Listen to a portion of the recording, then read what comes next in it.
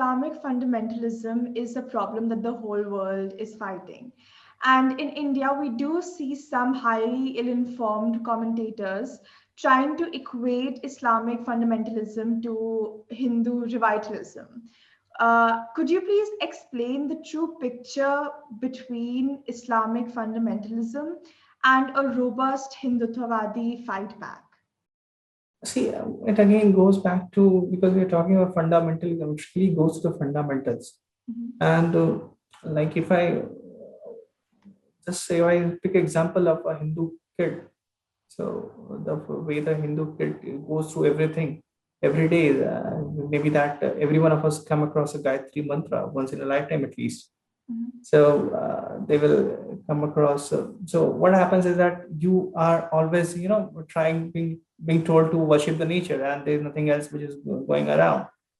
So, but when it comes to the teachings of the Western ideas or the Middle Eastern ideas, or rather, now I have stopped looking them as Abrahamic or Islamic, or I just look at them as an idea which evolved in West and the Middle East, and all those ideas have a lot of similarities. Mhm. So those ideas actually had happened to get the political power, as I explained to you earlier, and uh, what you see, the form of Islam today, is not what it actually would have been. And then many people say that Islam can't be reformed. I have an opinion that the truth of the Islam is brought across. Islam can be reformed. This might sound very funny to a lot many, but the reason being that there was a dynasty called the Abbasid dynasty. Before the Abbasid dynasty was the Umayyad dynasty. So the Abbasids burnt all the literature of the Umayyad dynasty, which are considered to be the founders of Islam. So you don't have any literature of what happened by that time. So Abbasids reformed and modified a lot of things, including the shift of the Kaaba from a place to another. So if this can happen that time, of course, his true sense of Islam, the way it was, has got again to change the things, and there's no problem doing it, right? And the fundamentalism will never cease off unless the historicity of Islam is kept away from it being mythological, because most of the things which are addressed in Islam, or the ideas which are addressed, are highly mythological in nature, which are being taught in your NCRT books too. We have fainted.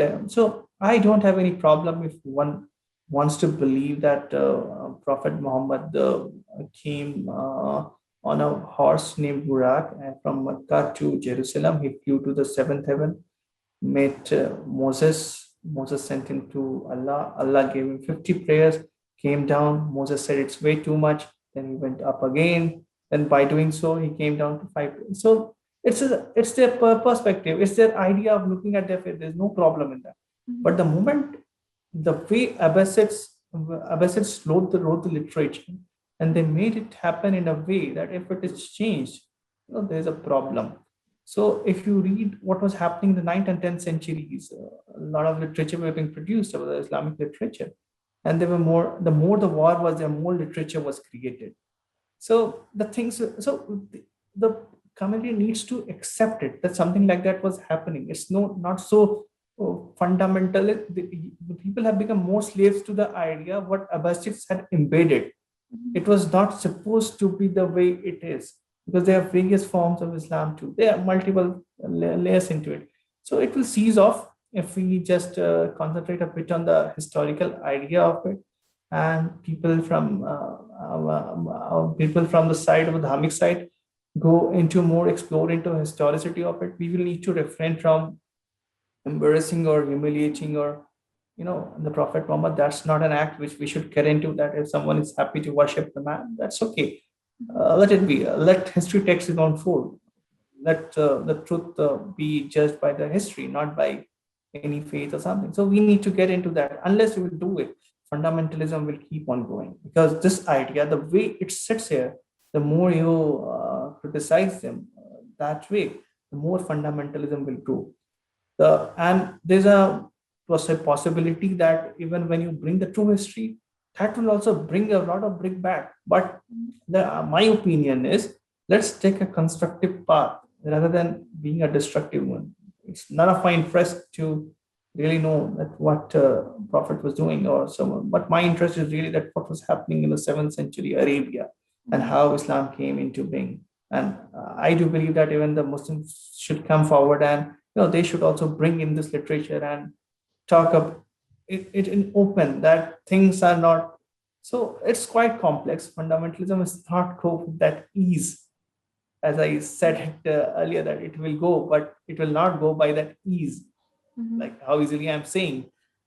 But we need to have a historical perspective. There is no solution to it, or else we stand stranded. Right, right. Which is honestly a new perspective that I'm hearing today from Yeah, you. and just to add one thing to it, because people are trying to use asked about the parallels with the Hindutva, and it cannot be compared at all. There is no point of comparison because if I ask someone that, can you please tell me how the Vedas were written? I ask that how the Upanishads were written, and perhaps people will have no answer, right? Because the reason being that you really don't know that how it happened. It was a very it was cosmic coincidence. A lot many things happened that these literature came into being. Right? People realized, like the first Richa of Rig Veda talks about Agni. Then you further go on to talk about the Indra, and it's a Indra. One who doesn't have Indra cannot be a successful one. One who doesn't have fire cannot be successful. One who doesn't have Varun cannot be a successful one, because in that period it was a rain, it was a fire, which was mattering to the people a lot. So this is how the Vedas have progressed. And when you go into the Upanishad, which is the nichod of Vedas, they also talk more about these ideas. So Hindutva is doing nothing, but is just trying to accept the fact that yes, Vedas are the beautiful creation. They have got a lot of things from the nature. There's no problem if someone says that I'm getting fundamentalist. If I say that Fibonacci series happened in India, it didn't happen in the West. If someone is having a problem, if I say that Mughals didn't make India richer, rather when before the invasions we had 33% GDP share. During the Akbar's period, our GDP share shrunk for the first time below China, right? And for the British to even more disaster. But when I say these things, I should not be called a fundamentalist. And when people start opposing it, there will be a section of people who will start feeling suffocated that, hey, we have never said anything to you for so many years, right? Now, if we are talking about our revitalism, we are talking about our renaissance, we are talking about really getting back our ideas, then why you should have a problem in it? We're so happy talking about Ibn Sina, saying that he gave the quarantine and whatnot, but he was declared a kafir. Actually, he was not a Muslim that way. So even we are just claiming our thing. So why should you have a problem? So it should never be related, because the base of the fundamentals of the two ideas are completely pole apart. So I know the people who do it, but it shouldn't be done. And rather, we should really come with a very strong articulation, very strong academic papers, academic writings, which can really shut down their mouth. Just talking won't do, or the rage won't do any good.